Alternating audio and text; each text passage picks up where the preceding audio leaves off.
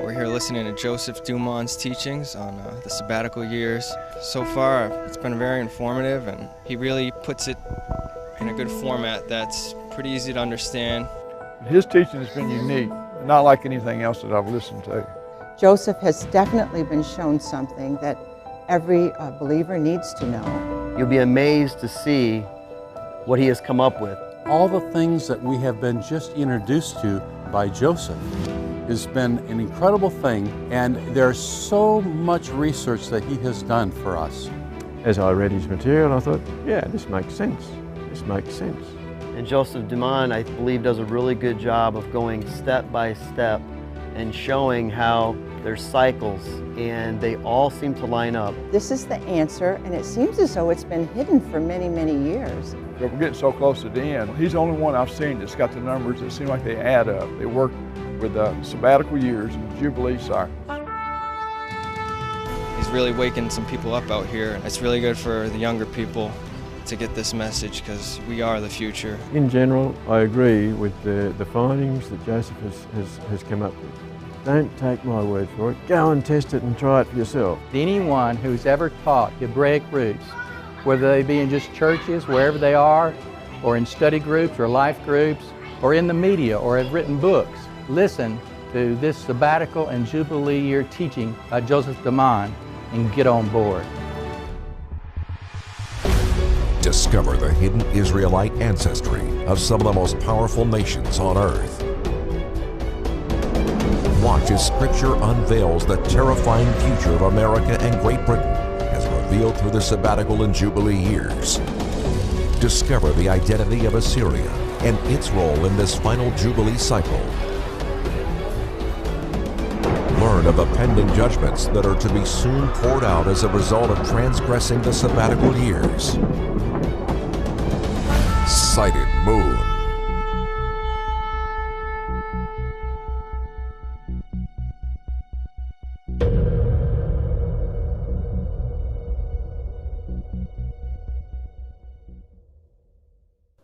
Who is Assyria? We talk about it all the time, and people want to deny it. I've given you some clues already, you sort of know. It talks about them in the last days, but who are they? Where did they go? And what are they called today? Noah had Shem, and Shem had Asher and Arpachshad. Asher, we don't know the direct lineage, but it goes down and becomes Sargon. That's one of the earliest Assyrian kings that we know about. Arpachshad had Selah and then Eber, and Eber is where we get the Hebrews from. That's where we get the Iberian Peninsula. That's where we get Ireland from, that same name. Now Sargon was one of the first emperors over all the kings of Assyria. And we know this is the Assyrian Empire. And this empire keeps on intervening and coming across from the time of Abraham, David, even though you don't read about it that much, it's there, all the way down and even in these last days. And I'm going to show you this week how close we are to the end of this age, when all this stuff is going to happen. The ancient Assyrians are also known as the Akkadians. So when you're doing your research online and you're looking this stuff up, when you see Akkadians, that's another name for the Assyrians. I do things a little bit differently. I don't know why, but I attack things from a different angle. So we're going to do that today. The god of the Assyrians was Asher, and Asher is also known as Athur, or Athur, or Atir. And what I'm doing is what I showed you yesterday is how the names, by the pronunciation, gets changed a little bit. Atir was later known as Tyre, or Tyr or Tyre. Now you've all heard of Tyre or Tyr. We read it in Ezekiel 28:1. The word of Jehovah came again to me, saying, Son of man, say to the ruler of Tyre, right there it is, right there again. So who's he talking to? So says Lord Jehovah, because your heart is lifted up, and you have said, does this not sound like something Isaiah said about someone else lifting up their heart, thinking I'm high? It's similar. You have said, I am a God. I sit in the seat of God in the midst of the seas, yet you are a man and not God, though you set your heart as a heart of God's. this emperor that's coming is going to think that he's a god. And yet he's just another man, just like you and I. But that's what power does to a person, or can. Behold, you are wiser than Daniel. And when I read this, reviewed this last night, and I chopped out some stuff for you. Wiser than Daniel. I never saw that before. All secret things are not hidden from you. And I said, wow. I didn't realize, and I got it spaced there, but it didn't realize, because the stuff I'm talking about this week is the secrets of Daniel. What made Daniel so sick? Because you guys are going to leave here this week sick. I hope not from food but sick from the message. When you realize the depth of it. The depth of this message is going to make you sick. Thur also became known as the god Thor. How many of you went and seen this movie? A few of you. I wanted to because I thought it'd be exciting, but I didn't get to see it. I haven't seen it yet. In Norse mythology, Thor is a hammer-wielding god associated with thunder, lightning, storms, oak trees, strength, the protection of mankind. What? What? The protection of mankind. I'm going to do a bunch of reading here because you need to understand, because this is where Jehovah's talking from in his prophecies in Jeremiah. And if you don't get this, you ain't going to get that. And if you don't get that, you ain't going to get what's going on today. Can you say ain't? It's not allowed in Canada. Oh, man. Ain't. It's supposed to say is not. The protection of mankind, and also hallowing, healing, and fertility. The deity is, in wider Germanic mythology and paganism, was known in Old English as Dunor, and in Old High German as Donar, D-O-N-A-R, stemming from a common Germanic meaning, thunder, punraz, thunder. So all these things are things you already kind of know about Thor. Thor is a prominently mentioned god throughout the recorded history of the Germanic peoples. And yet, you guys know about him. So where do we get this Thor from? From your Bible. Really. Open it up and read it. Everything you need to know is in the book of Genesis. Everything. It stuns me how much is there. Cush, the father of Nimrod, was also called Mercury. And from Hislop's Two Babylons, we're going to read a little bit. So I'm going to quote him, so I'm going to speak a little bit different. I'm going to speak in like a different language. It's like Old English. Here there's a manifest enigma. How could Mercury, so here's the question, how could Mercury, or Hermes, another name for him, have any need to interpret the speeches of mankind? Because this is what Hermes' job was. This is what Mercury does. He's an interpreter. When they all spake, and so when he's doing this, they all spoke one language. To find out the meaning of this, we must go to the language of the mysteries. Perish, so there's perish, in Chaldean signifies to interpret, but was pronounced by old Egyptians and by Greeks, and often by Chaldees themselves, in the same way was Perez, P-R-E-R-E-S, to divide. Mercury then, or Hermes, or Cush, the son of Ham, was the divider of the speeches of men. He, it would seem, had been the ringleader in the scheme of building the great city and tower of Babel. Cush was the instigator of the building of Babel. Nimrod did it, but Cush is behind it, pushing him and encouraging him.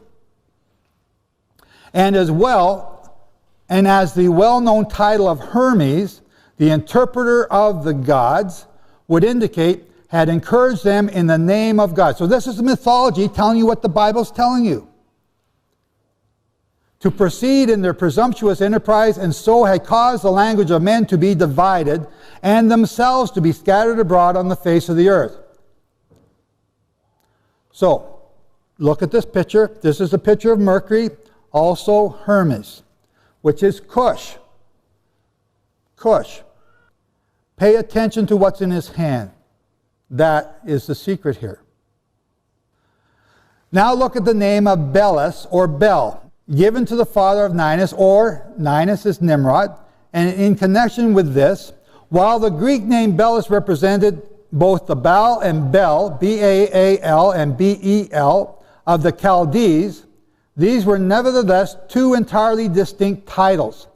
These titles were both alike, often given to the same god, but they had totally different meanings. Baal, as we have already seen, signified the Lord, but Bel signified, B-E-L, signified the confounder. When then we read that Belus, the father of Ninus, was he that built or founded Babylon, can there be any doubt in what sense it was that the title of Belus was given to him? So we're going to pause here for a sec. You need to go and read Alexander Hislop's Two Babylons. It's challenging. You think my stuff is challenging? I found him challenging. It's challenging, but you need to read it because that's going to explain what is going on today. Why these traditions that you have, or that you used to have, are here. Nimrod in hieroglyphics is depicted as the spotted fawn. It comes from the idea that when Jehovah made clothes for Adam and Eve after they sinned, Genesis 3:21, and for Adam and his wife, Jehovah God made coats of skin and clothed them. And because Adam wore this skin cloth, it became like the leader's robe. And everyone wanted to be like the leader. And it was made from a spotted fawn, according to mythology. I can't prove that. But today in Africa, this is the things that they fight over. Who gets to wear the leopard skin? So the spotted fawn has now become the spotted leopard. And this is a king courting 3,000 virgins to find out who or how many of them will be his wife. So he's wearing his kingly attire. This is Swaziland, and that's a colored picture. So you know it's not that old. Mythology says the skin was a spotted fawn after Adam died. This same skin was likened to the rulership of the human race. And Cush stole it from the place where it was after Adam died, and then hid it, and later gave it to his son Nimrod. And if you see all the statues of Nimrod, you can see it in the black Buddhas of the Middle East. That is Nimrod. He's a black man, short curly hair, big puffy lips, and flattened nose. That's Nimrod. This isn't a race thing, that's just who he is. And that's why this picture shows you what has been passed down. The title of Belus was given to Cush. Must have been in the sense of Bel, the confounder. And to this meaning of the name of the Babylonian Bel, and I, I'm sort of laughing up here. I'm thinking, boy, these people just got out of bed, and I'm giving them all this hard stuff real fast first thing in the morning. Oh no! And to this meaning of the name of Babylonian Bel, there is a very distinct allusion, here it is, in Jeremiah 52, where it is said, Bel is confounded. That is, the confounder is brought to confusion. It's a play on words because of what's going on back in the beginning of after the flood. The confounder is brought to confusion. That Cush was known to pagan antiquity under the very character of Bel, B-E-L, the confounder. A statement of Ovid very clearly proves this. Okay, so we're going to come back to this in a minute. There's a ton of info here, and I have chopped already. And because of time restraints, we missed 80 slides last night about England and the Bible. It was awesome. I go home and read it, so I get to review it.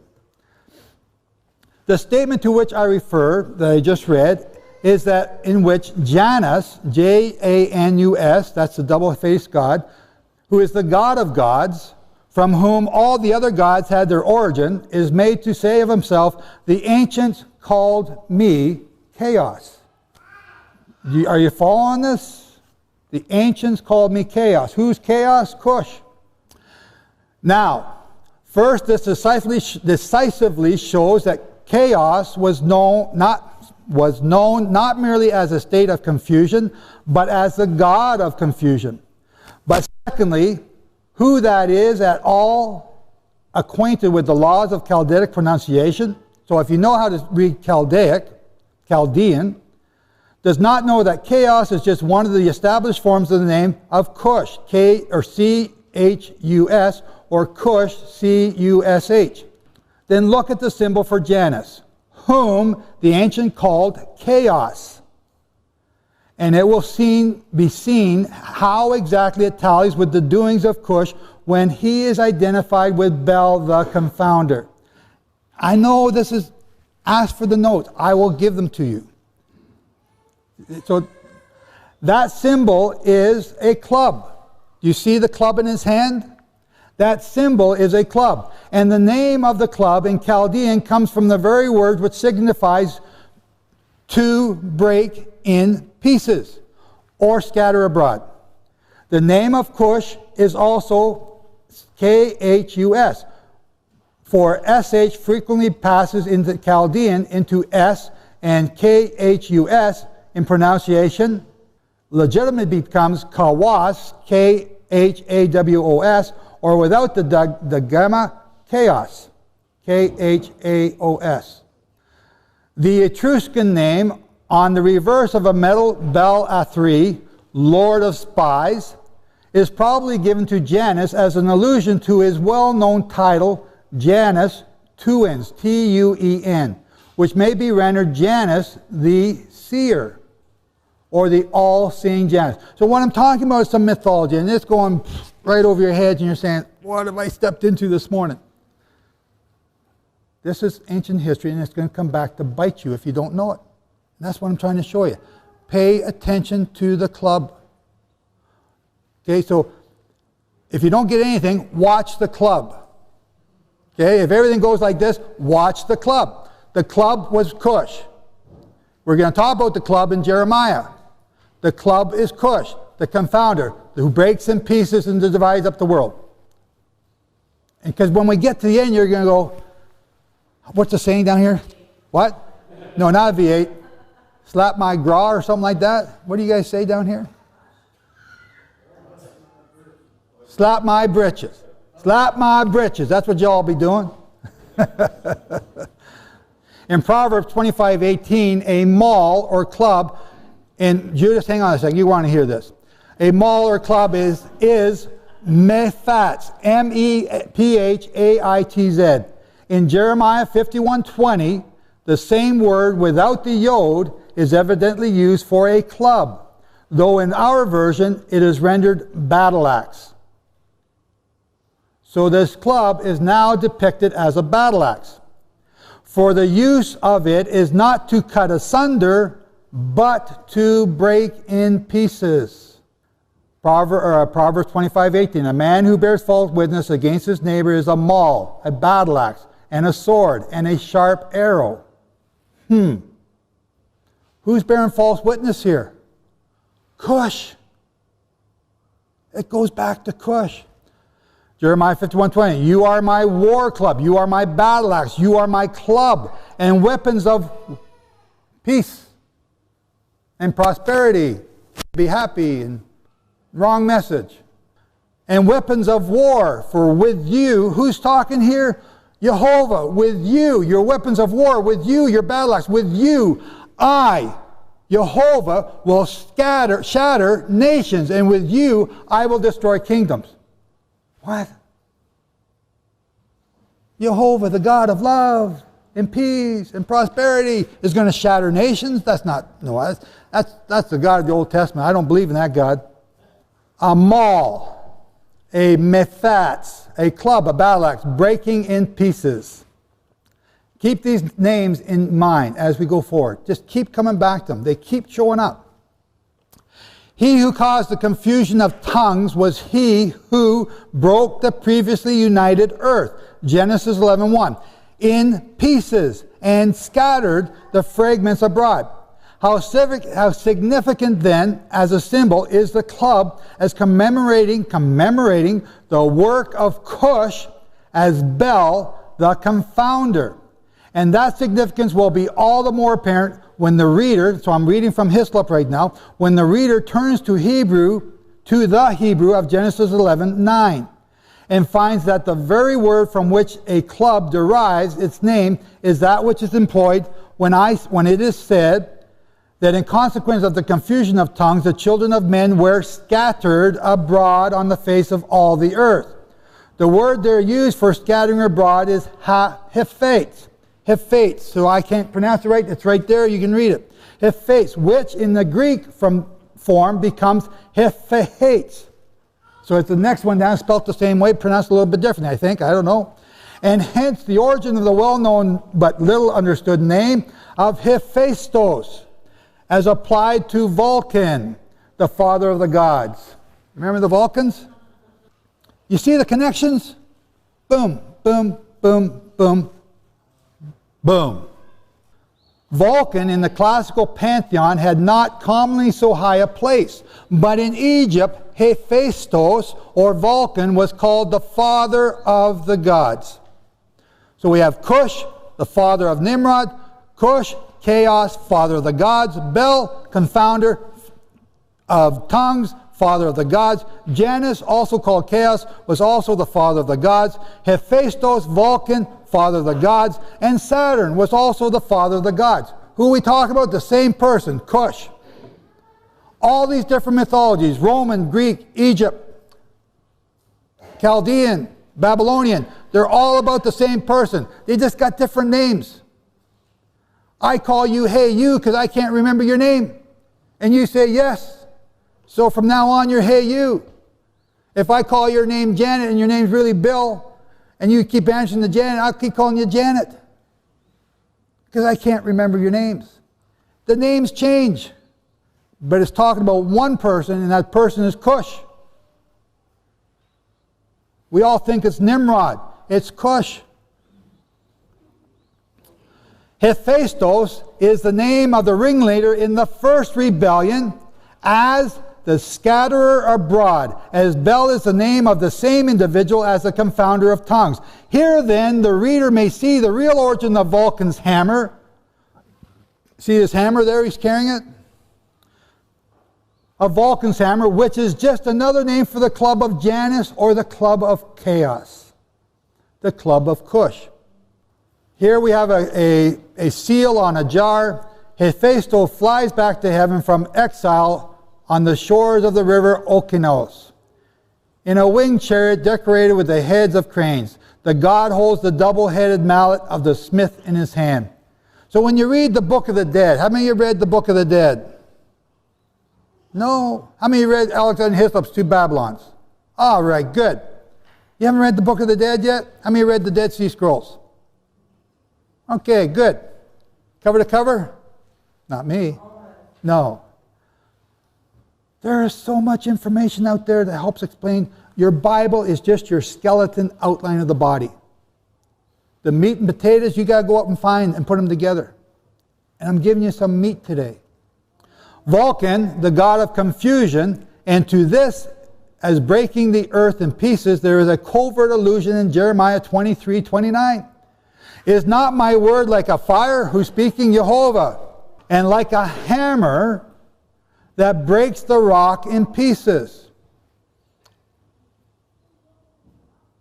Jehovah's talking, and you don't know what he's talking about. And now you have the whole picture because it's coming back to Cush. Babylon, as identified with its primeval god, is thus apostrophized. How is the hammer of the whole earth cut asunder? Do you see that? Do you see that right there? Do you actually listen to the words Jehovah is using which tell you what he is referring to? Or you just read right over top of it and think, I don't get it, so plow on to the next chapter. We got to get through this because we got a new Torah reading to do tomorrow. Jeremiah, let's read it. Jeremiah 50:22. A sound of battle is in the land, and a great ruin. How, here it is, how the hammer of the whole earth is cut off and broken. How Babylon has become a ruin. When is this talking about? Jeremiah thinks he's talking about Babylon in his day. But Babylon in his day wasn't cut off. Babylon was just coming on. He's talking about the Babylon in our day. It's going to be cut off. How the hammer of the whole world is cut off.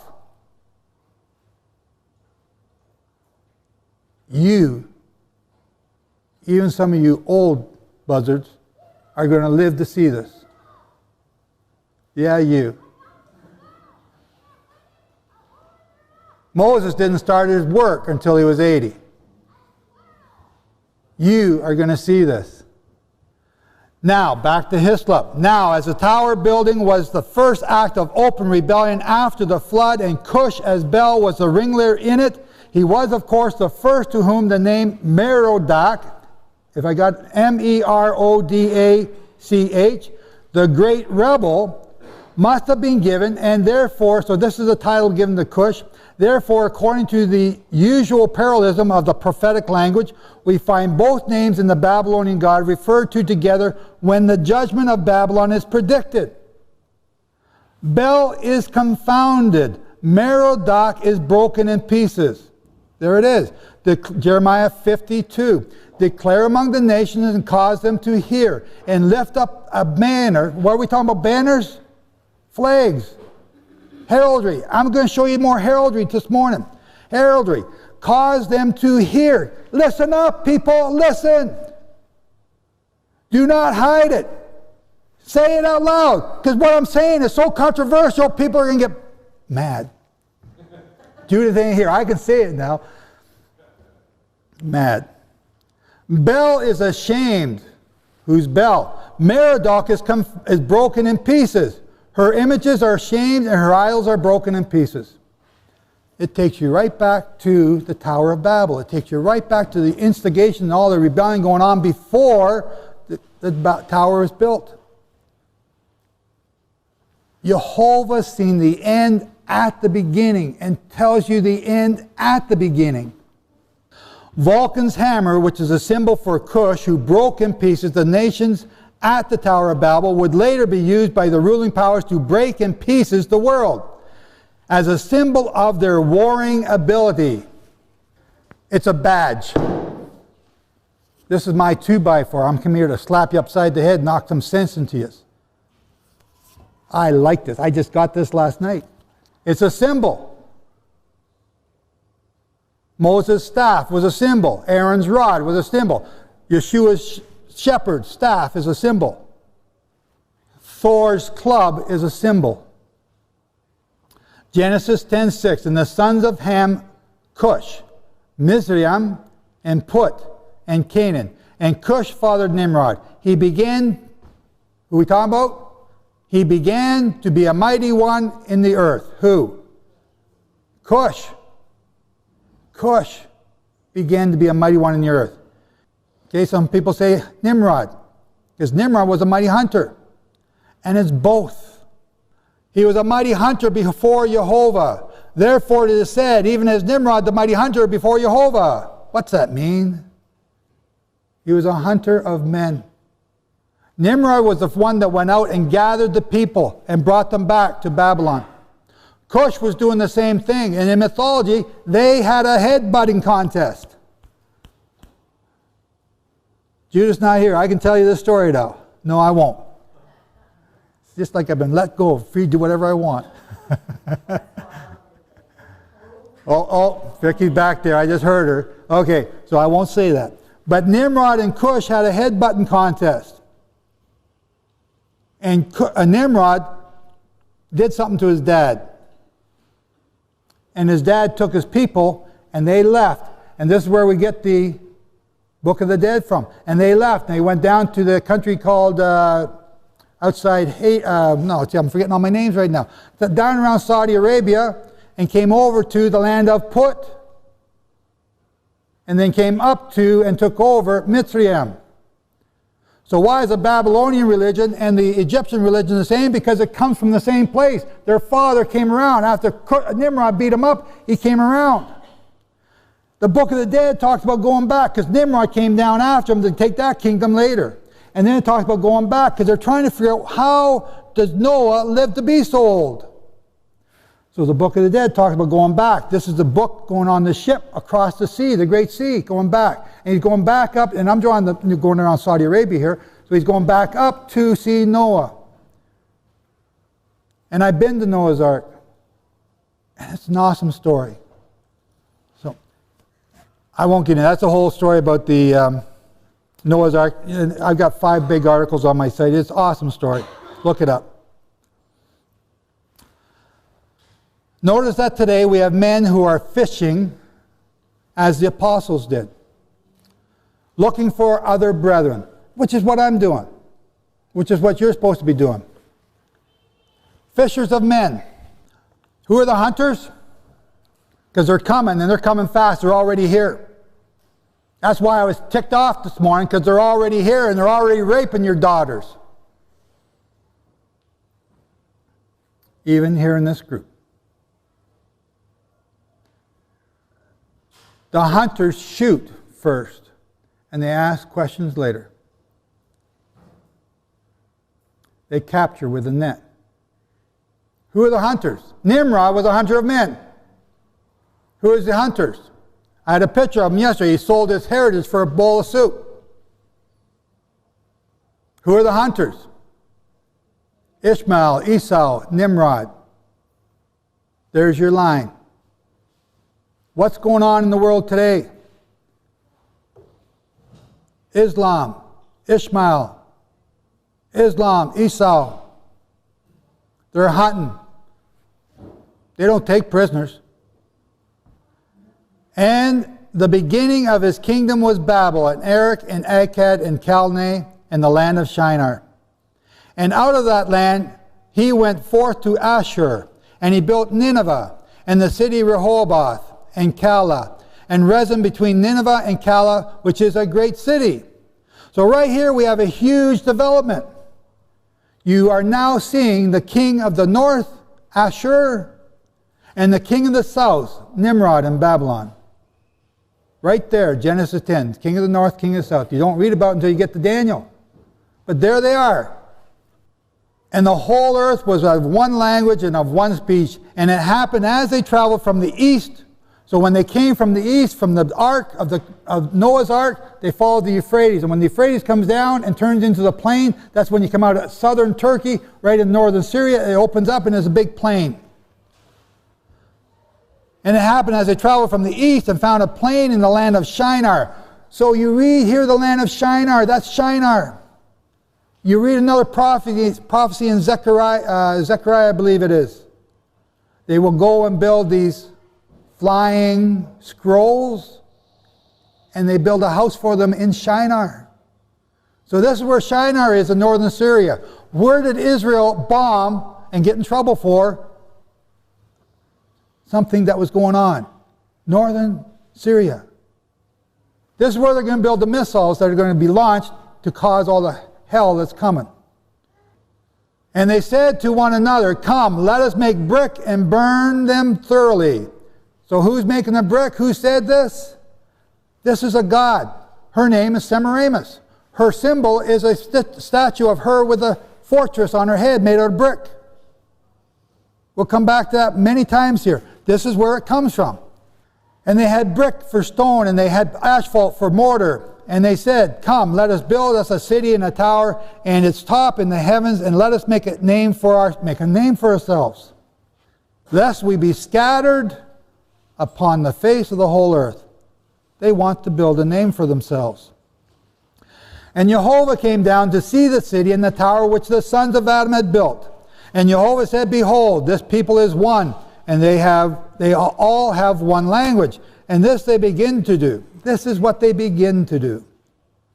"And now nothing which they have imagined to do will be restrained from them. Come, let us go down, and there confuse their language, so that they cannot understand one another's speech." So Jehovah scattered them abroad from that place upon the face of the earth.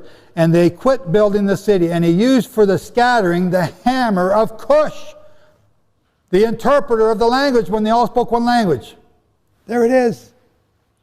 He doesn't spell it out here, but he's been spelling it out. "Therefore the name of it's called Babel, because Jehovah confused the language of all the earth there, and from there Jehovah scattered them abroad on the face of the earth." So now let's identify Assyria. You've probably already figured it out, but let's identify it so you can take this home and prove it to your neighbor. In the land of Assyria are these people called and I say it, the Hatti or Kati. the C or the H, depends on which language you're speaking, disappears or shows up. Right? We don't say H in Hebrew or South African or Aussie. They can't say H. So they say cat. So some people can't say C, so they say hat. One or the other. We begin with the ancient tribe of Hatti, Kati. The name Chatti or Hatti, as it sometimes reads in Hebrew, means to break down. What did you just read? It means to break down by violence or confusion. Slap my britches. Wow. To break down by violence or confusion, to abolish, make afraid, make scare, or to make terrify. Chatti is a derivative of the Hebrew word for Hittite. Chitti, mentioned numerous times in the Bible. The Canaanite Hittites, a fierce people who continually clashed with the Israelites in biblical accounts, were known by this name. They were descendants of Ham, those of the darker colored skin. Whoops. There is a whoops here, or an oops. I hate when I say oops. That usually means I just deleted all my files. Yet there is another people with much lighter skin who are also known by this name. Chatti or Hatti, the Assyrians. Historians recognize that there were two distinct people which went by the name of Chatti or Hittite, as it reads in the Bible. Hatti means men of war. In Hebrew, the closest derivation of chathas, whatever how you pronounce that, which is equal to terrorize, break down, as in war, hence a warrior or a man of war. And that guy that raped that girl is just using terror on that family. And that's what rape does when you use it as a weapon of war. And that's why I get so stinking mad about this. Because I know what I'm talking about today, and I heard that. And it's a weapon of war, and that's what's going on in Sweden, that's what's going on in Norway, and that's what's going on in England. And they don't want to report it because it's politically incorrect to say that it's Islam. Shut up, Joe, I'm about to say something bad.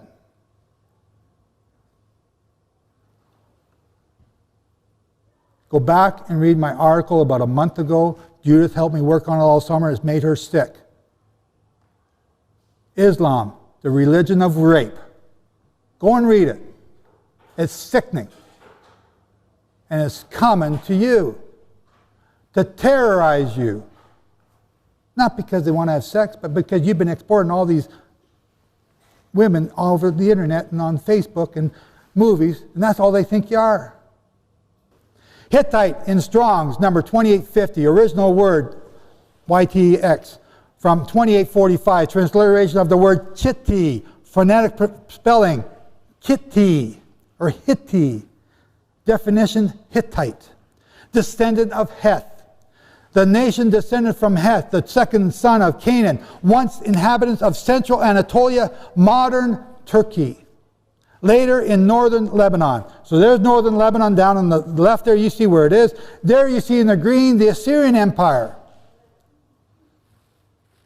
So history is recording them as two separate things, but they're the same one.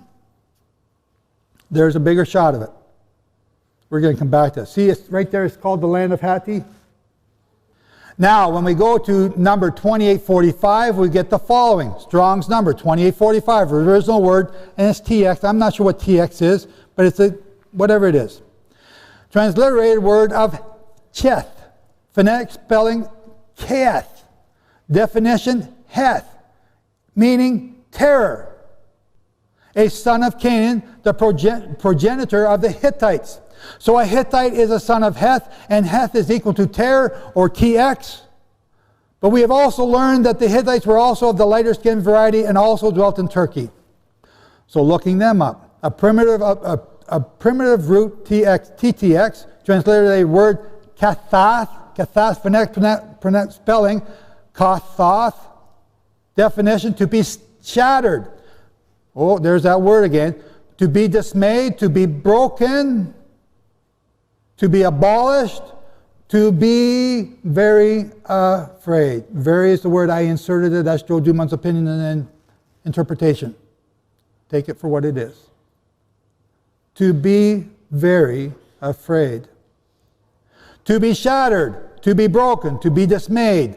To be broken, be dismayed, to be shattered, to be dismayed, to be scared, to cause, to dismay, terrify, to shatter. That's what this word means. That's the meaning of the word chatty. To be broken and shattered. Another Hebrew word, 2846, kathath, right? Each one of these words I looked up and kept looking up and kept going as far as I could go with each one to see what they mean. To take hold of, to seize, to take away, to stock up, pile up, and snatch up. Coals. Strong's number 2847, original word from 2865. You can see I'm fired up this morning. I had a good night's sleep. I fell asleep before I got out to the camp. Word chitta, phonetic spelling, kita, definition, terror, fear. Strong's number 2849, original word from TXTX, transliterated word, I can't even say it, shath. Again, terror. Each of these words we're looking up comes back to the word terror. There's the next one, shattered, dismayed, Next one, terror. Bottom line, terror. You now have a whole new understanding of this verse in Leviticus 26. I also will do this unto you. I will even appoint over you terror. All those things I teach, all the things that revolve around the sabbatical Jubilee years, all are about terror. And here we are talking about the curses for not keeping the sabbatical year in Leviticus 26. This should be a slap my britches moment.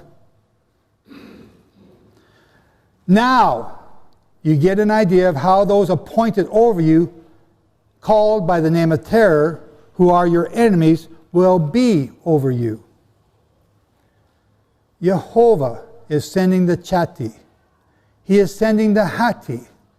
Jehovah is sending the terror to you, Makir, to you, Israel, to you, Judah.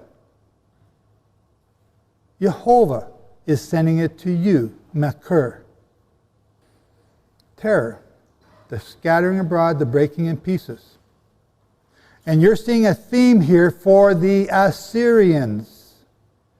Jehovah is sending terror, and with it, he will break you in pieces. Daniel 2, verse 40. And the fourth kingdom, how many kingdoms are there? 4. And the fourth kingdom shall be as strong as iron. That's not iron. It's going to be stronger than iron. As strong as iron. I got a new tool. You're going to hide that on me, aren't you? As strong as iron, inasmuch as iron breaks in pieces. There it is again right there in Daniel. Breaks in pieces, you have a clue. And scatters, shatters everything. And like iron that crushes, that kingdom will break in pieces and crush all others. This is serious stuff. Daniel 7:23, thus he said, the fourth beast shall be a fourth kingdom on the earth, which shall be different from all the others, and shall devour the whole earth, trample it, and break it in pieces. Boom. Ain't a home run. Stop watching baseball. You don't got time for baseball anymore. It isn't the Olympics. You don't got time for that. And it isn't football. Give it up. You got things to study. You got things to learn. You're wasting your time with your TV. Take a hammer and break your TV in pieces. Because you don't got, well, not yet, don't. I'm going to be on TV soon, hopefully. So, okay, so you don't have time to waste watching things that aren't teaching you Torah. There, that's better.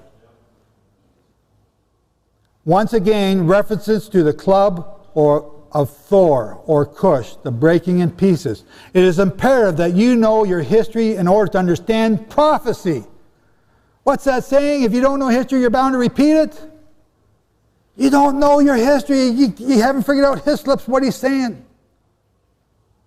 You are being taken right here in these two verses. You're being taken right back to the time when Cush rebelled and destroyed the world. Peace. The world was in tranquility. Noah was in charge. The rebellion at the Tower of Babel is now coming right down to our time now, when the whole world is about to be broken in pieces. The whole world is about to be hammered so stinking hard that you'll be gasping for your breath. If you ever got the wind knocked out of you, and I have a number of times, you ever been kicked in the gut by a horse? You'll be sucking for air like you wouldn't believe. Among Sargon, so now we're going to start reading about the history of Assyria. Among Sargon's title was Sak, Saka, Saki, or Sako, and the great Kati. Oh, there's that word Kati again. The great Kati. His patron god was Enlil, or Sakar. Now some people try to say Enlil is the Jehovah. No. The name of Sak or Saka means the established lord or leader. He was addressed as a god and deified him as he was addressed as a god and deified as was his successor, Naram-Sin, who was the god of Akkad. Now who are the Akkadians? The Assyrians. Sargon was the first ruler of Assyria and was a conquering lord. Conquering. Because Sargon called himself Sak, and he who rules the four quarters, pay attention to that, there's another clue. He who rules the four quarters, it indicates an assumption on his part of being a divinity. As the title has been reserved for high gods, the Assyrian emperors took the title King of the Universe. In fact, from the time of Sargon of Hammurabi, the names of the Babylonian kings were often written with a determinative dinger, God. Used normally for gods, an object intended for worship, this foreshadowed the Caesar worship of Roman emperors and the coming beast, so graphically illustrated in the book of Revelation. Sargon even pronounced himself to be the very protege of the goddess Ishtar. These Assyrian warlords consider themselves so big and powerful. I'm so great. I've conquered so much land. I am a god. Therefore you hail me, or I'll chop your head off. Remember this scripture? The word of Jehovah came again to me, saying, Son of man, say to the ruler. For those of you listening, this is Ezekiel 28:1. Son of man, say to the ruler of Tyre, so says the Lord Jehovah, because your heart is lifted up. What did we just read about Sargon? And you have said, I am a god. What did we just read about Sargon? I sit in the seat of God. What did we just read about Sargon? In the midst of the seas. What's the seas? The midst of all the peoples. But the seas was the Caspian, the Mediterranean, the Persian, and the Black Sea. And they're in the midst of them. Yet you are a man and not God. Though you set your heart as a heart of God. So you've lifted yourself up by your own vanity. And behold, again, this still floors me, you are wiser than Daniel. This coming guy is going to be smart. He's going to understand the things that we're talking about. In the inscription, Sargon repeatedly invokes the sun god along with Sag, or Saki and Lil, And on one occasion, the wife of Sag, he had several sons, of whom Manishushu, Pusi-Asur, likewise worshipped the sun god and dedicated a stone mace to the queen of the sun god at the sun temple in Zipporah. Sag had a weapon, an emblem which Sargon appropriated, and when claiming victory over Uruk, vanquished his enemies and smote the city by the battle mace of Sargaka. Another chronicle states that Sargon won his battles with the weapon of Lord Sakartar. The mace is a blunt weapon, a type of club.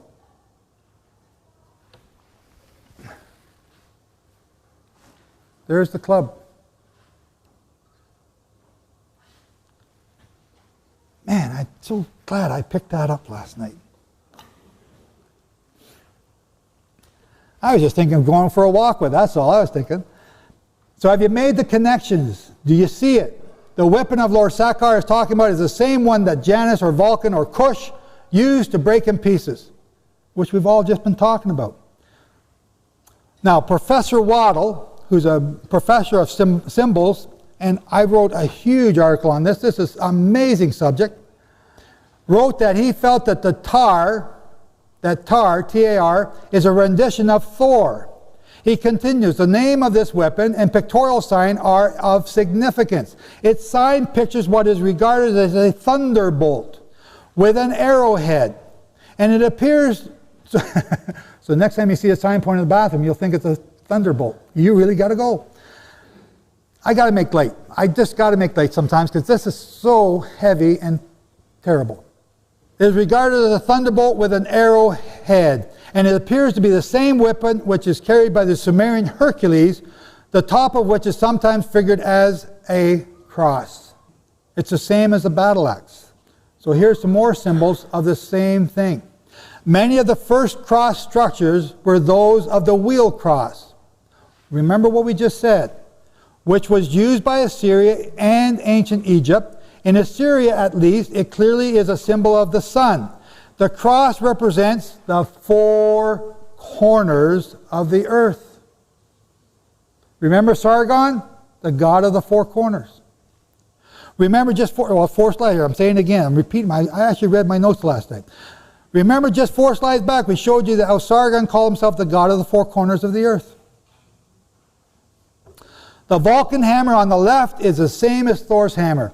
In hieroglyphics, it's represented by a cross of 4 hammers, as if in action on an arrow with a cross at the end of it. What? Think about it.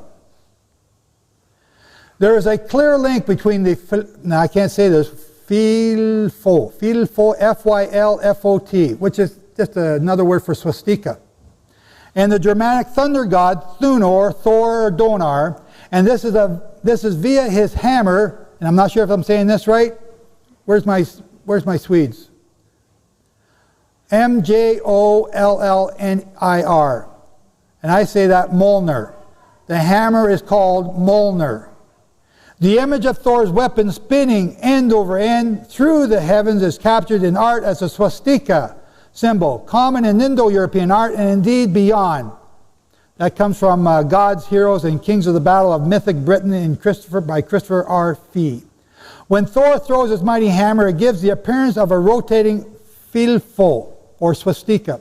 The hammer represents one of the 4 arms of this sacred Aryan symbol. A sacred Aryan symbol. So when followers of the Asa-true faith wear the hammer, check your jewelry, wear the hammer of Thunor around their necks, they are also in effect carrying a Philfo or swastika.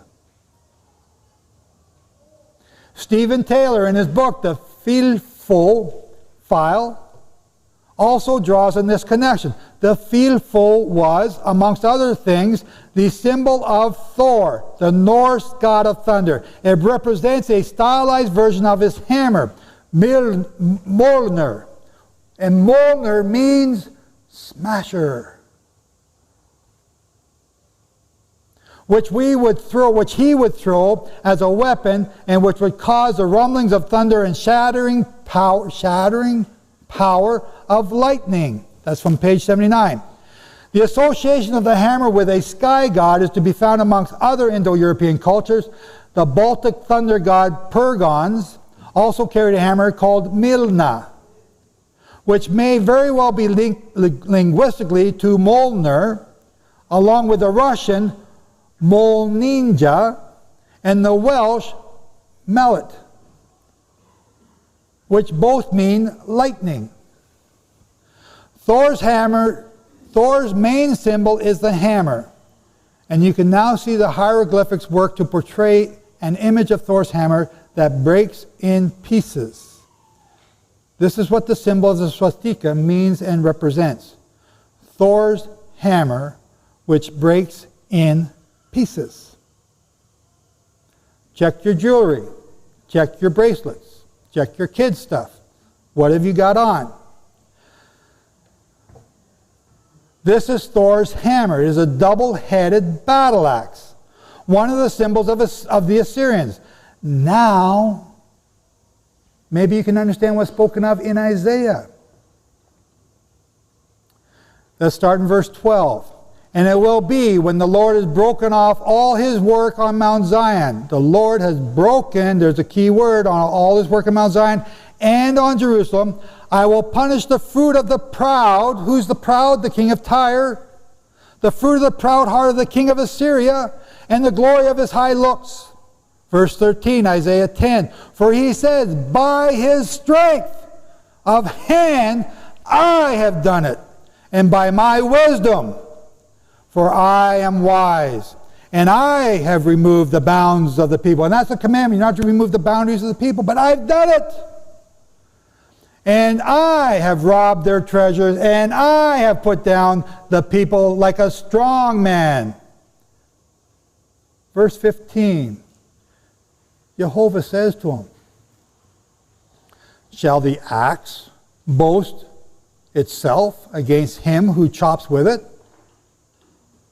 Shall the saw magnify itself against him who moves it? As if the rod could wave those who lift itself up, as if a staff could raise what is not wood.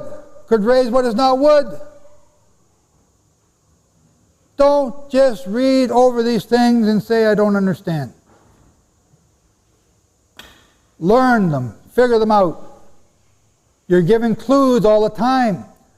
Verse 10, Isaiah 10, verse 5. Woe to Assyria, the rod of my anger. I like this thing. And the staff in my hand, my fury. Get me mad and let me start swinging this. You'll see a furious wild man going through the bush. This is made of hardwood. I don't know which one, hickory or oak or something, I don't know. Notice that the Assyrian is also compared to the rod of the master. So Jehovah has the Assyrian in his hand. He's being wielded by Jehovah. Jehovah is controlling them. Jehovah is sending them to you, Makir. The hammer, in later hieroglyphic form, is depicted as this symbol, the cross. And then this symbol, the iron cross. Thor's hammer is now represented as an iron cross. This is another symbol of Thor's hammer. It's in the Tyre rune.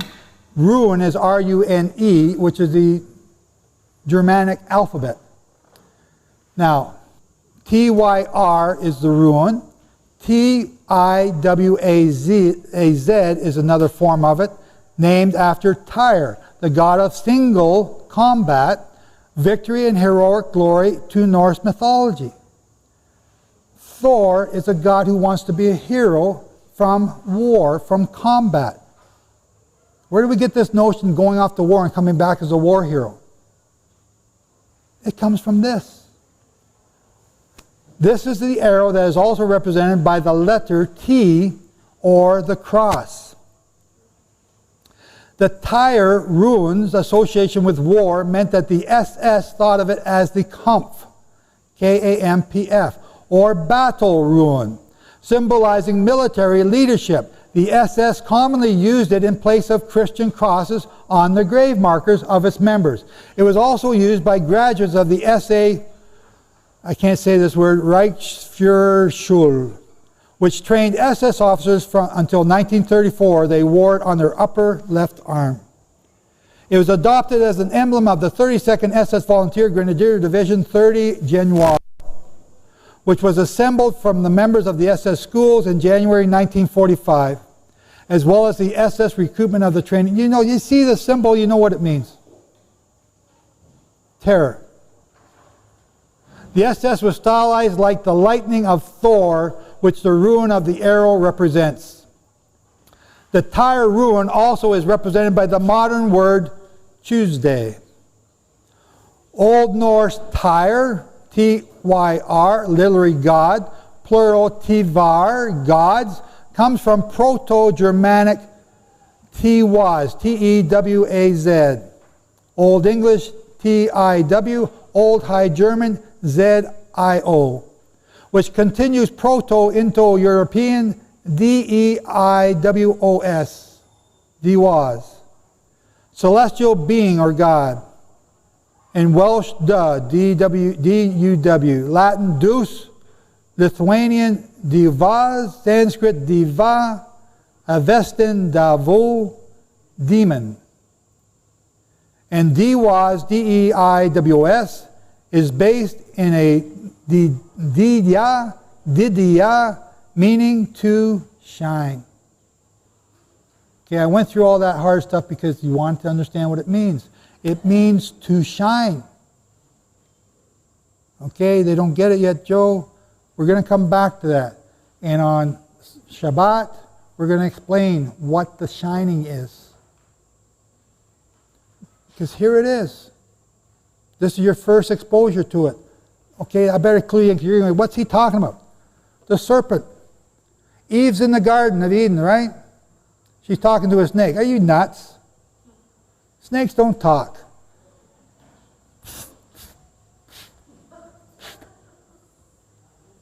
No. What does the word snake mean? I forget the actual word. I think it's nakash. Thank you, whoever said that. Nakash. It means like a bronze. It means like a shining. This being that came down and spoke to Eve was like God. He was shining. I would have talked to him. It's like God. He's shining. He's one of his angels. You'd talk to him too.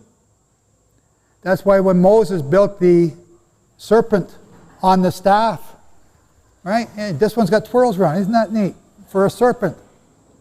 Remember your two serpents come up, your medical stuff, right?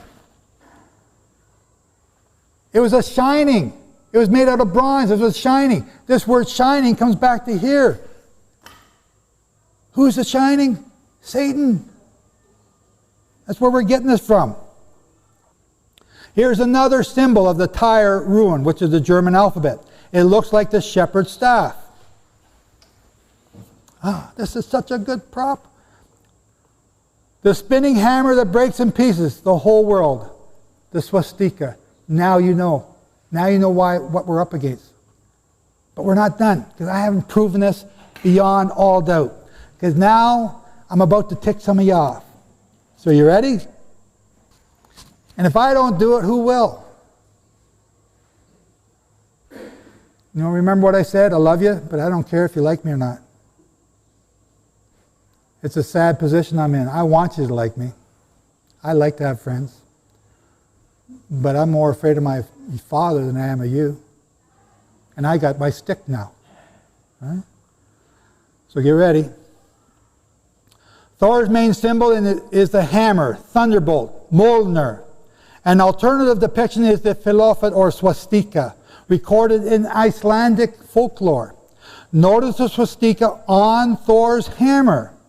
You will notice the halo, which is symbolic of the sun god he worships. Nimrod was the sun god.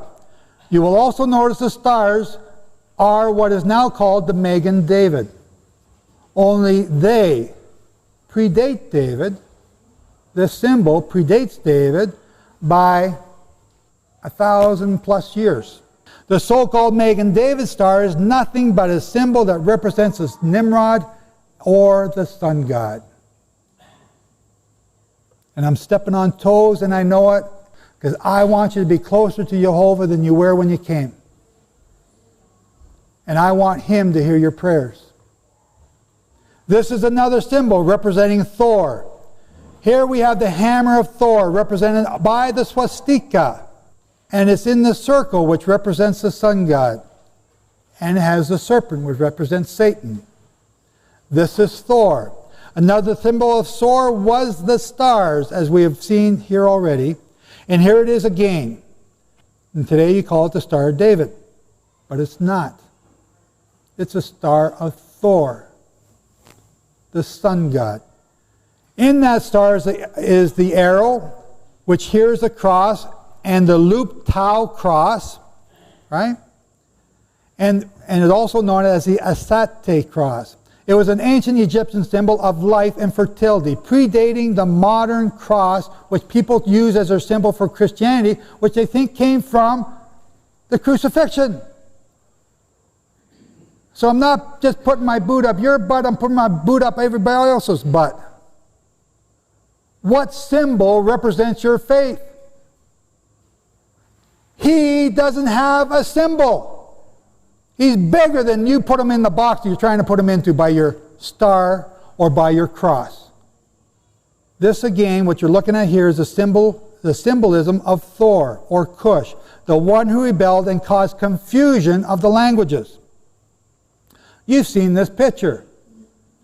These are the Chaldean priests, the priests of Tammuz, who are also known as Nimrod's priests, with the cross symbol of the sun and fertility all over their clothes. This is from long before there was a Jesus. Long before, because these same symbols are showing up in the Indian religion. I forgot the name. Vishnu. Same symbols. So are you wearing a cross around your neck? Are you wearing a Star of David around your neck? What symbol are you using to brand your faith? Notice the iron cross in this ancient Assyrian sculpture. It's on his chest, and then notice the star that he's pointing to. The same symbols found on the garments of the Pope. The star and the cross, both symbols of Cush, and later when Nimrod took over. Again, here's another picture of the star representing the sun god. Stephen, just before he was stoned, said this. And this is that Moses who said to you, sons of Israel, the Lord your God will never make it. The Lord your God shall rise up a prophet to you from your brothers, one like me. You shall hear him. This is he who was in the congregation in the wilderness with the angel, who spoke to him in Mount Sinai, and with your fathers, who received the living words to give to us, to whom our fathers would not be obedient. To whom our fathers would not be obedient? But thrust him away and turned back again to Egypt in their hearts, saying to Aaron, make us gods to go before us. For as for this Moses who brought us up of the land of Egypt, we do not know what's become of him. So this is the gods they made for him. This is from Saudi Arabia, Jabal al-Laz. This is the bull that they made. And they made it out of gold. And they made the calf in those days and offered sacrifice to the idol and rejoiced in the work of their own hands. It's a bull. It represents Nimrod's government. This is the same bull used today to represented in Europe in front of the European Parliament. In Greek mythology, this is Europa, and was a Phoenician woman of high lineage, whom the name of the continent Europe is ultimately been taken or named after. Zeus was enamored of Europa and decided to seduce or ravage her. What are we talking about this morning? Raping. The two being near equivalent in Greek mythology, he transformed himself into a tame white bull and mixed in, they're sneaky, they sneak in with the other father's herd. While Europa and her helpers were gathering flowers, she saw the bull and caressed his flanks and eventually got onto its back. Zeus took that opportunity and ran into the sea and swam with her on his back to the island of Crete. And I just realized, why does Germany want Crete so bad in the European Union? He then revealed his true identity, and Europa became the first queen of Crete. Some readers interpret that as man, so that's the story of it. In Greek, the name Europa, wide or broad, and broad with eyes, or broad face. It suggests that Europa as a goddess represented the cow with a wide face, which is Hathor, at least on the same symbolic level. So I'm going to cut my notes, we're getting behind. But right here, look at what's on her head. The horns of Hathor, the bull, or not the bull, the cow, which is Semiramis. But what's in the horns? It's the sun god. And what you're looking at there is them copulating together. So today in Revelation 17, we have the same symbols being used. And one of the 7 angels who had the 7 vials came and talked to me saying, "Come here and I will show you the judgment of the great harlot sitting on many waters." Europa is the harlot, and bull is the beast that she's sitting on. And it's the symbols for Europe, and they know it. But you guys don't want to know it. You keep hiding your head. Revelation 7:2, with whom the kings of the earth committed fornication and became drunk with the wine of her fornication, those inhabiting the earth. This is Der Spiegel. This is when Europa became Europe, the United States of Europe, 1999, I think it is. Symbolical year in the prophecies of Abraham. And he carried me away into the desert by the Spirit, and I saw a woman sitting on scarlet. You guys know this stuff. Acts 7, verse 41. And they made a calf. There's the calf, talking about the calf, the cow, the bull, Europe. And they made a calf in those days, and they offered sacrifice to the idol and rejoiced in their work of their hands. And then God turned and gave them orders to serve the host of heavens. Who's the host of heavens? Nimrod, and Semiramis. As it is written in the book of the prophets, O house of Israel, have you offered to me slain beasts and sacrificed 40 years in the wilderness? No, they didn't make sacrifices in the wilderness. Yea, you took up the tabernacle of Molech and the star of your god Rephan, images which you made in order to worship them, and I will remove you beyond Babylon. I'm not going to belabor that. That symbol is the star of Thor. You decide what you want to do. But every time you put up a symbol, whether it's a cross, a crucifix, a fish god, a menorah, fish god, Star of David, whatever it is, whatever symbol represents your faith, you are putting a block between you and Jehovah, because he has no symbol. Do you know why it's so hard to find anything about the kings of Israel and their religion? Because they have no symbols. Why do we know so much about the Assyrians? Because they had all kinds of symbols. Same with the Babylonians. They had false gods that we've been able to trace. Wake up. The feathers are about to fly, and if you're not on the right side of the fence, you're going to fly with them. This is where you get your Star of David from. This is where we get the cross from, the swastika. 1 Kings 11:4, for it happened when Solomon was old, his wives turned away in his heart after other gods, and his heart was not perfect with Jehovah his God, as with the heart of David his father. For Solomon went after Ashtaroth, the goddess of the Sidonians, and after Milcom. Milcom is the god you sacrifice your babies to. You put them on his hands red hot when they're alive, and you beat the drum so you can't hear them screaming. And then they roll off into a pit, and they find these pits with all these little babies in it. And we don't know what that is. It's right there, to Milcom, who is Molech, the abominations of the Amorites. And Solomon did evil in the sight of Jehovah. Solomon, the wisest man who ever lived, screwed up at the end and did not go fully after Jehovah like his father David. And it's the star that he brought in. This is the place where he did the sacrifices. This is the place where he did these altars to these other gods. This is the place where I sleep when I'm at Jerusalem. It's called the Mount of Offense. It's right there. This is where Yeshua was killed. And the tomb that he was buried in are right there. Today the symbol for Moloch is this Christmas tree. And the star, or the symbol of Asheroth, is still the star. Nothing has changed. Nothing has changed since we came out of the wilderness those 40 years. Nothing has changed. And Stephen condemned Israel for doing this, and he got stoned for it. Joe, they got guns. This is U.S.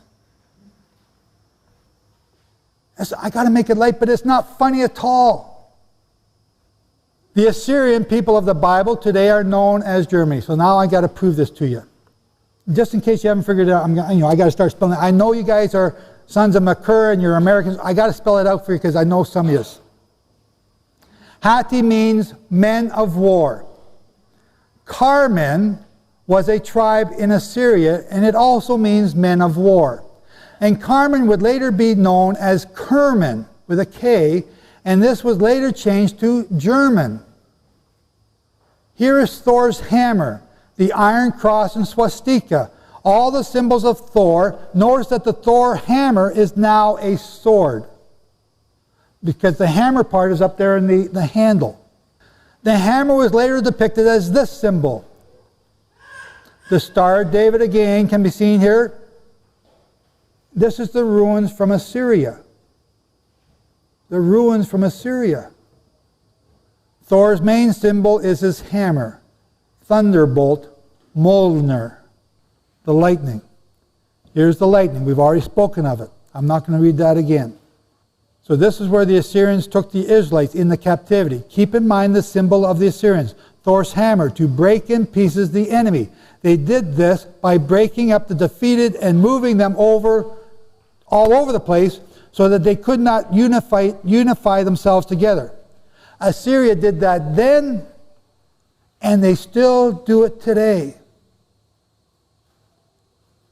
And they will do it tomorrow. Okay, I gotta say this. Ezekiel, I think it's Ezekiel 20. I'm going to say this someplace, Ezekiel 20. I, Jehovah, will move all of you out of your place. Out of your place. Your place, your home. I will move all of you, every single one of you, out of your place. He doesn't say it exactly. I'm emphasizing. But he says, oh, none of the rebellious, not one of the rebellious will enter into my land. So all the rebellious ones are going to be taken out of their homes, but none of them are going to make it into the land. What happens to them? They're dead. They die along the way. They're going to be left in the fields rotting for bird meat. They're not going to be buried. This God of love and peace that everyone talks about is not the God in your Bible. He's a jealous El, and he's jealous for you, and he wants you to love him and obey him, but he wants you to do it of your own free accord. Because if you don't, then you worship Satan, and Satan wants to kill you. He doesn't want you to know about him. So here again is the Hittite kingdom. This is 1300 BC, and Assyria is right there in the green. Here's the Babylonian kingdom. Guess what the Babylonians did to the Assyrians when they captured them and defeated them around 612, 604 BC? They transported them the same way the Assyrians did. So the Babylonians do the same thing. They move people out of their place so that they can be disorganized. So the Assyrians got moved as well. Go figure. When Hosea was killed in 609 BC by Necho of Egypt, Assyria lost control of Judea, and it is now taken from that date that the 70 years of captivity begin. You ever try to figure out the 70 years? This is what Daniel was trying to figure out. When did the 70 years begin? When did they end? Because Babylon just fell, 539 BC. It began when Assyria lost authority over Judea to the Babylonians. Do you see on this map? You're all nodding. You don't see what I'm even talking about yet. You're learning just to agree what I'm saying. That's not good. Prove everything. Because in the big picture, I'm nothing. In the small picture, I'm not nothing. I'm nothing again. So right here, See that? What's that say? Carmania. Here, let me help you out. There it is there again, Carmania.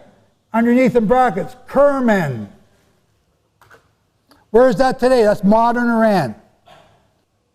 Oh yeah, there it is there again. Right here. Carmania. Okay? Here's another map. Where'd you go? Carmania, right there. Okay? What do we got down here? This is the Persian Gulf. There's that narrow spot. There's Carmania, right? Over here is something like Afghanistan today. Another map. What am I looking for? Oh, there it is. Kerman. The city of Kerman. The Kermanes. There's a province of Kerman. The Assyrians left with the Israelites when the Persian Empire was attacking, the Persians and the Medes. The Kermans, right here, with the Yats. Who are the Yats? We haven't even got to that. We had to miss that part yesterday. The Yats are the Jews. Who's that there? You can't see that. That's the Saxons. You know who the Saxons are? There's the Messengeti. We talk about the Messengeti. So there's the Messengeti. They go up over the top. Here's the Saxons. They go underneath to the Caucasus Mountains. And the Kermans go with them. How many of you know any Kermans today? My brother-in-law is a Kerman. Carmen. German. Okay? How many of you are German? Oh, no! I'm only kidding. They mingled together when they weren't fighting. This map here, it represents circa 230 to 500 AD. So this migration, everyone just didn't get up and leave. It's like you guys. You know, you've been, what, 200, just about 300 years. You started on the west coast, now, or on the east coast, and you now got to the west coast, and you filled up everything in between. People move. You see it here? Let me read it to you. German, okay, I'll spell it. Germanicopolis. Germanicopolis. Germanicopolis. It's Greek. Also called Caesarea Germanica.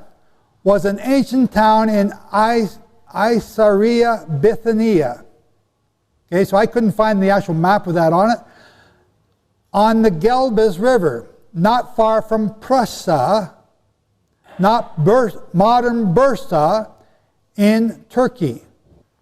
There's Bithynia. So everything I'm talking about is right here on this river. Okay? There is Istanbul right today. So this is Bithynia that I'm talking about. In earlier times it was called Helgi, Helgas, or Bus-Cote. Where's Mr. Cote? Ring a bell? Bus-Cote. Modern scholars locate the town at the village of Tatali. Persa, where'd you go? Where'd you go? Persa, right there. Big words, I can't even see that. Persa, which today is modern, or excuse me, Prussia, P-R-U-S-A, which today is modern Bursa, is where we get the modern Prussians from. The people of Dessau, Germany, a very old state in northern Germany, claim their ancestors came from Lake Asinius in Bithynia. Near this lake are two cities of Prussia, spell this out, P-R-U-S-I-A-S and P-R-U-S-A. These two cities are near this place. And here's the modern Prussians as they were in 1815. So they've moved from Turkey up to here. The Hittites have moved. Here's where the Chadi, remember the Chadi? We talked about them in the very beginning. Here's where they migrated to according to ancient, who's this? Ancient Roman historians. One of the tribes were the Alemanni. Anyone speak French? Oh, come on, you guys can't be that. You speak Spanish? Come on, anyone speak Spanish? See? Okay. What's the German word for Spanish? Ah, they don't know. Okay, the German word for in French is Allemand. Alemanni. Okay. Oh, you're Cuban, that's close enough. How do you say it in Spanish? Alemania. You're just being shy. One of the tribes were the Alemanni. Only foreigners called them the Alemanni. But they gave themselves the name of Suevi.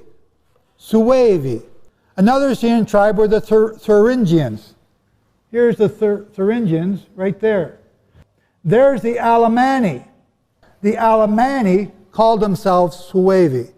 Foreigners called them Alemanni. Allemand is German in French. Okay? I'm going to show you this next section and then I'm going to stop. I'm not going to say promise because I may change my mind. This is a Hittite double-headed eagle. This is a symbol of all the Hittites. And here we find it at Hattusha, capital of the Hittite Empire, 1650 to 1190 BC. Notice again the double-headed eagle right here. Here's another, this is a seal impression. So this is a seal of the Assyrian kings. From Ashur, seal of an Assyrian king of the 14th century BC. Here again from Ashur is the double-headed eagle, right there.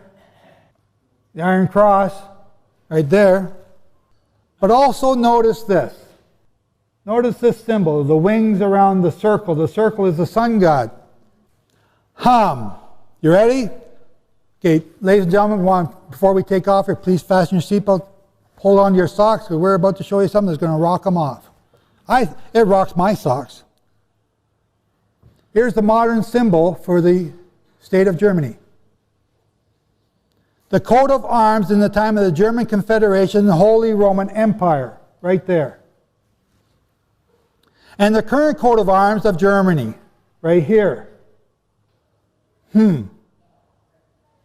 Heraldry identifies who's who in the modern world.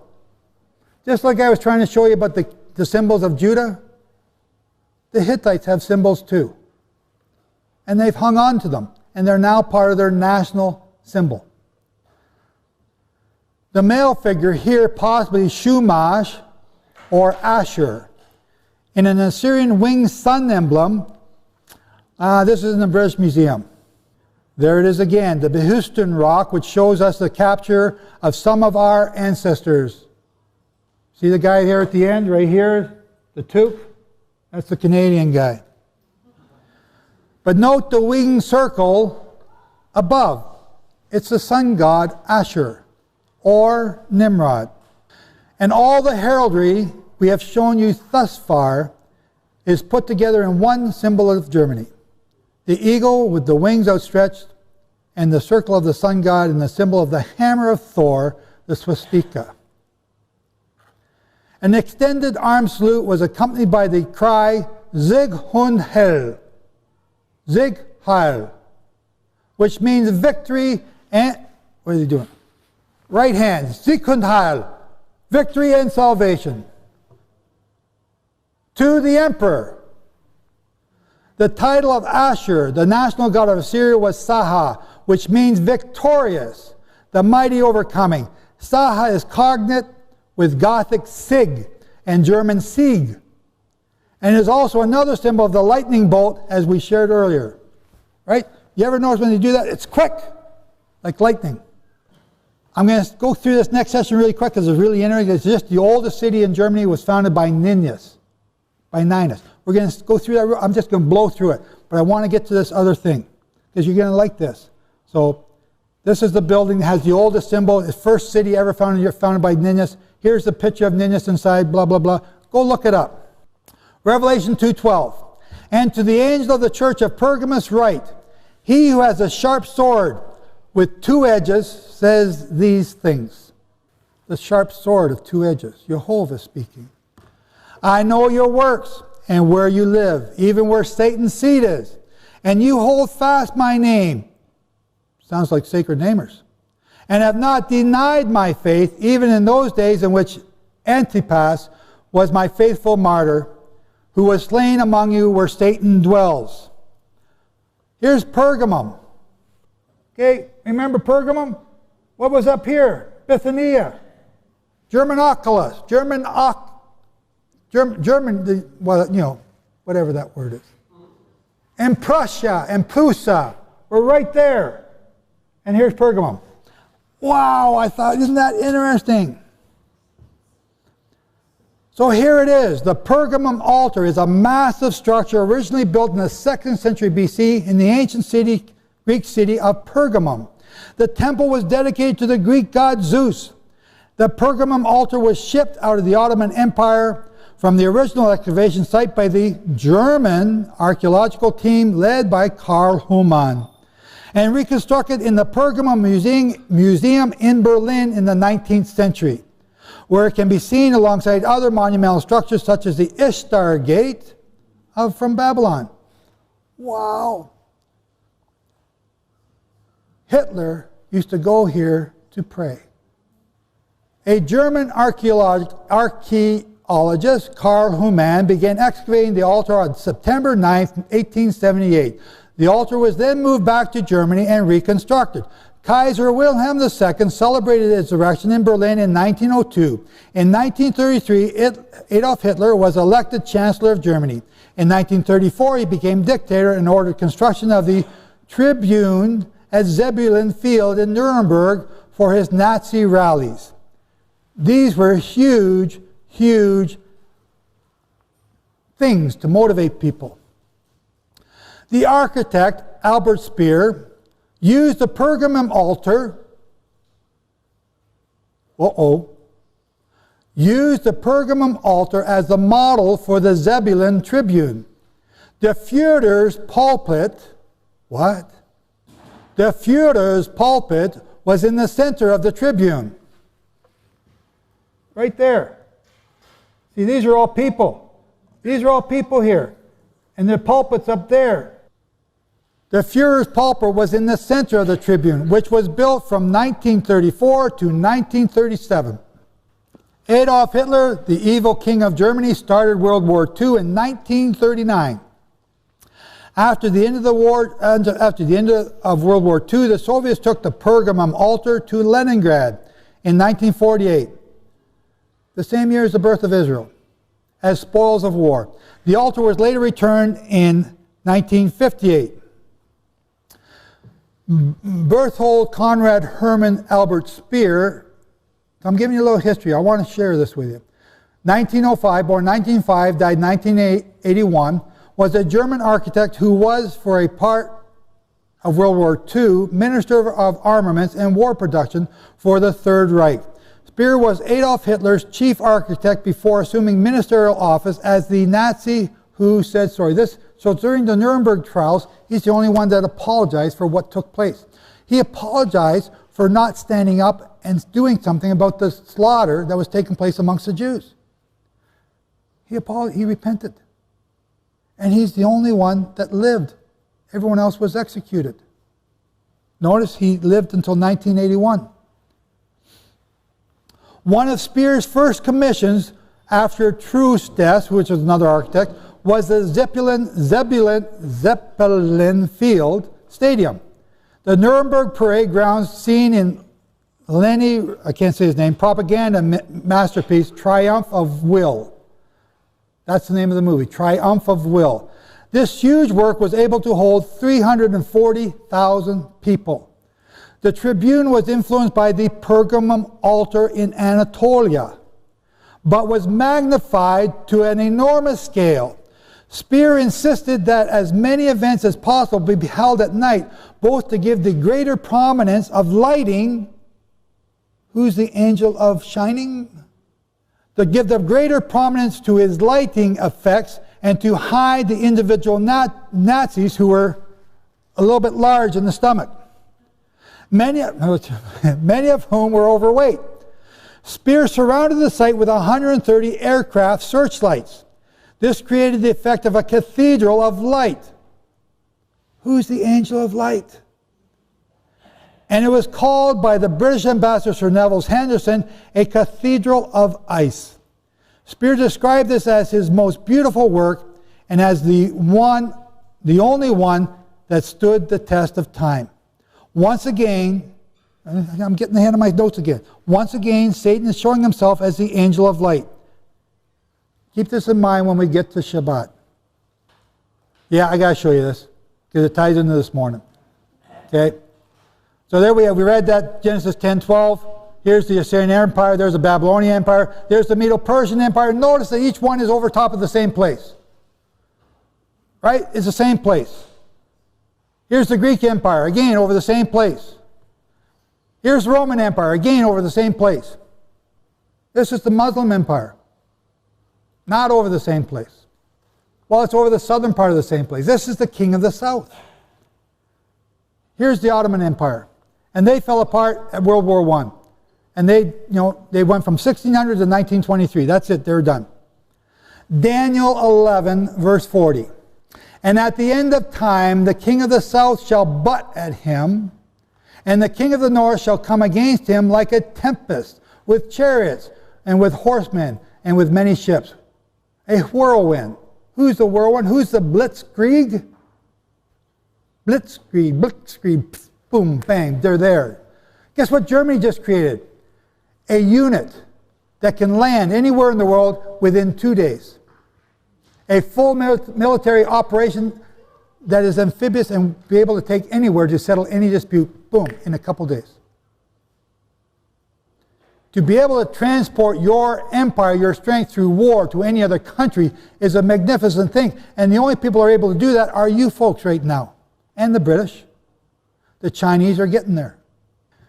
Daniel 11, verse 41. And he shall enter into the countries and shall overflow and pass over. He shall also enter into this glorious land, and many shall be stumbled. That means stumbled means fall. But these shall escape out of his hand. Edom, Moab, the chief of the city of Ammon. That's Jordan today. And he shall stretch out his hand on the lands, and the land of Egypt shall not escape. You see that part that says glorious land? That's the promised land. That's Israel. The king of the north is coming into Israel. The United Nations. And they're coming in the name of peace to protect Israel. But he shall have power over the treasure of gold and silver and over all the precious things. Egypt, the Libyans, the Ethiopians shall be at his steps. What's this Arab Spring all about?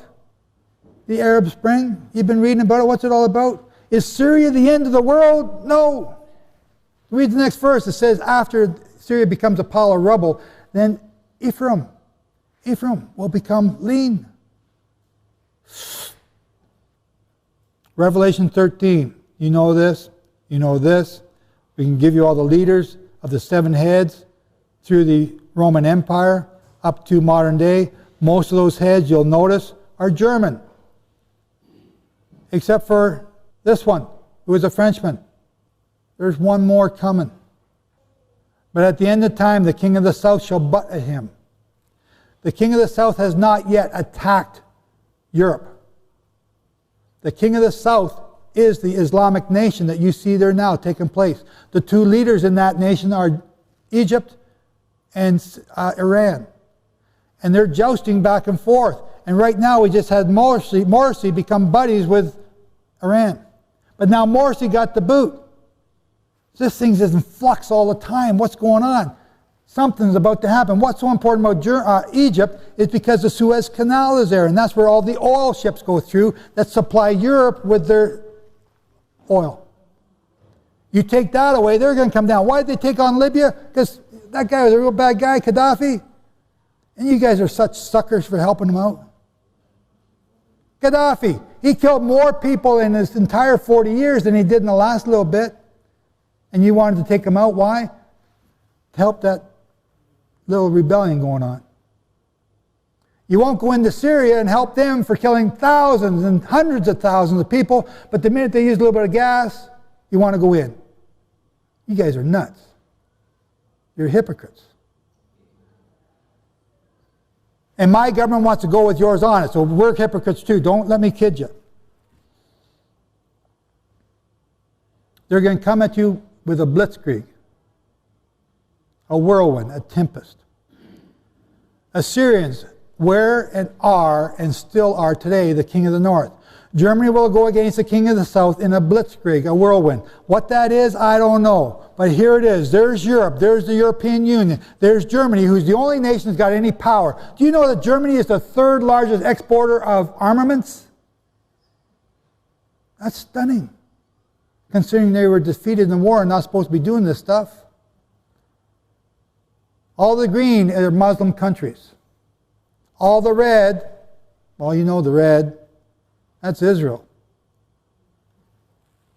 Psalm 83.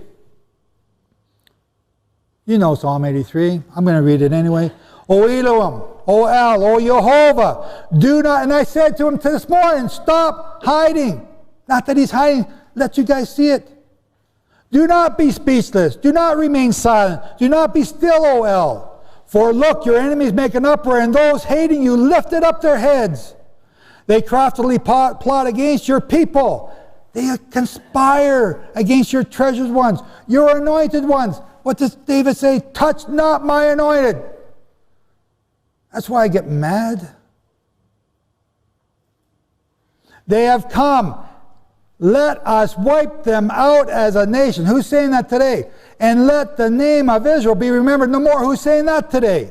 For they have conspired together with one heart, and they have made a covenant, a covenant against you. The tents of Edom, the Ishmaelites, Moab, and the Hagarites, Gibel and Ammon and Amalek, Philistia, with the inhabitants of Zor. Asher also has joined with them. Remember Sesame Street? Duck, duck, duck, dog. Duck, duck, duck, dog. One of these doesn't belong. One of these doesn't belong. And all you have to do to stop the song is guess which one doesn't belong. The duck or the dog. Asher is not Arab. Asher is German. And are you aware that right now in Germany you cannot pass out Bibles, but you can go door to door passing out Korans?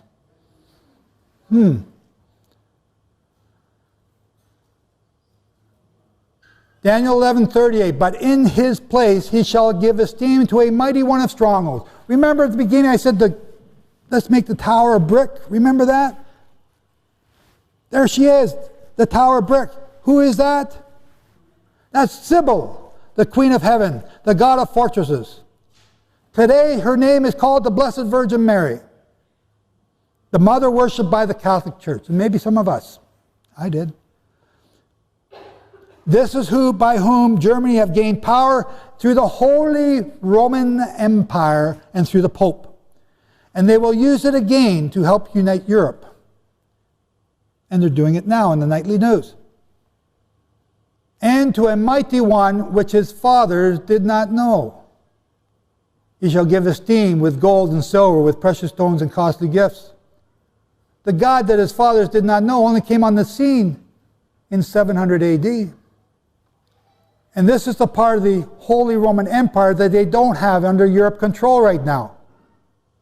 Why is Germany coming into Mali over here to save a bunch of tribesmen? And why is Al-Qaeda fighting everyone all over the place here? There's a war going on here for control. And Germany is going to come in and take it and wrestle it.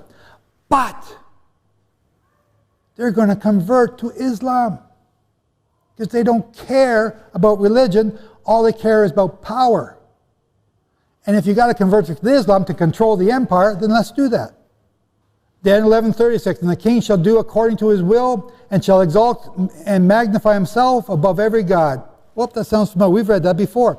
And shall speak marvelous things against the God of gods, and shall prosper until the fury is fulfilled, for that which is decreed shall be done. He will not regard the God of his fathers, nor the desire of women, nor regard any God, for he shall magnify himself above them all. But in his place he shall honor the God of forces, and a God whom his fathers did not know. We just read that. So he shall act with the God of fortresses at the strongholds, with a strange God whom he shall acknowledge. And he shall multiply in glory, and he shall cause them to rule over many, and shall divide, whoops, here we go, there it is, divide the land, chaos, boom, thunder, Thor, right there. for a price. The 10 toes are dividing the land up into 10 sections. The United Nations Agenda 21 has already got the world divided in 10 sections, and you can have a section for a price. We're going to talk about that. So when is all of this to take place? That's the real key point here. That separates the men from the boys. When is Europe to unite with the Muslim nations? And that, ladies and gentlemen, is what Yosemite Shabu is about. And I'm not going to tell you now. Shavuim, yes, whoever said that, thank you, clear me up. So here, just another little quick thing. Notice, during World War II, Hitler and the Grand Mufti of Jerusalem, Amin al-Husseini, before the war, deciding what to do with the Jews. So the Grand Mufti was given a great honor, and he created a Muslim SS crack troop regiment in Bosnia. He was the uncle to Yasser Arafat. This group of SS troops in Bosnia, they raped and they pillaged and they destroyed, and they didn't care what your excuse was, they just shot you. They took 0 prisoners. Do a study on them. They were ruthless because they hated the Jews more passionately than anyone else.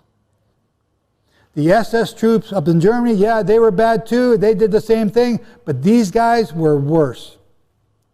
And see the salute that he's given? Sieg und Heil. Now look at what they're doing. Sieg und Heil.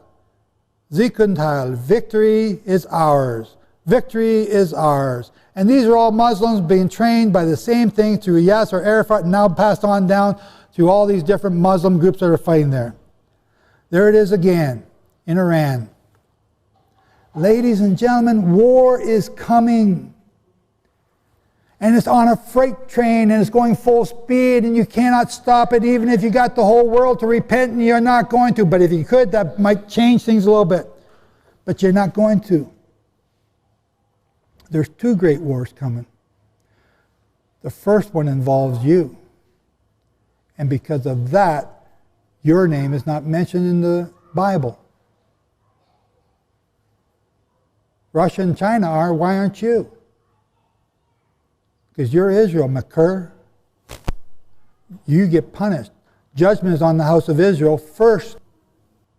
Leviticus 26, coming back to the curses for the sabbatical and jubilee cycles. And if you will not be reformed by me, by these things, but will still walk contrary to me, then I will walk contrary to you and will punish you 7 times more for your sins. Another sabbatical cycle.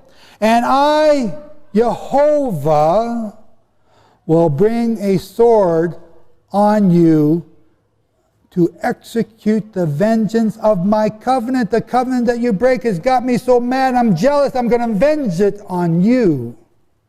And when you are gathered inside your cities for a defense, I will send a plague among you, and you shall be delivered captives into the enemy's hands, into the Muslims' hands, and into the Assyrian hands. And that thing that I talked about this morning about the child that's being raped by a Muslim is going to happen to you if you don't repent. Your only hope is to be obedient. No matter how many guns you got, how much ammo you got, or how much food and water you got, or how secret a place you got in your secret place, it ain't going to help. Get that through your thick Israelite heads. Well, slap my britches, I got enough guns to take on half the world. I got a secret hiding place with, my deer pines got in front of it, and they can't find me. Wake up. When I have broken, there's that word broken. Broken the staff of your bread, 10 women shall bake it. You're going to go lean. When Damascus becomes a pile of rubble, Ephraim becomes lean. There's the numbers, folks. There's the numbers. 90% of you will die. 90% of Israel is about to die. And if you don't speak up, if you don't start shouting out this message, you don't start, if I have convinced, because you guys are still staying here and you're kind of hungry, you're still standing, so you know there's something to what I'm saying. Prove me wrong, or prove me right. And if you prove me right, you've got a responsibility, because if you see the sword coming, you got to shout out a warning. And it can't be just me. You didn't know you were coming to keep Sukkot and get this, did you? I'm not even started yet. Because you haven't seen the other stuff I'm going to show you. Like I said,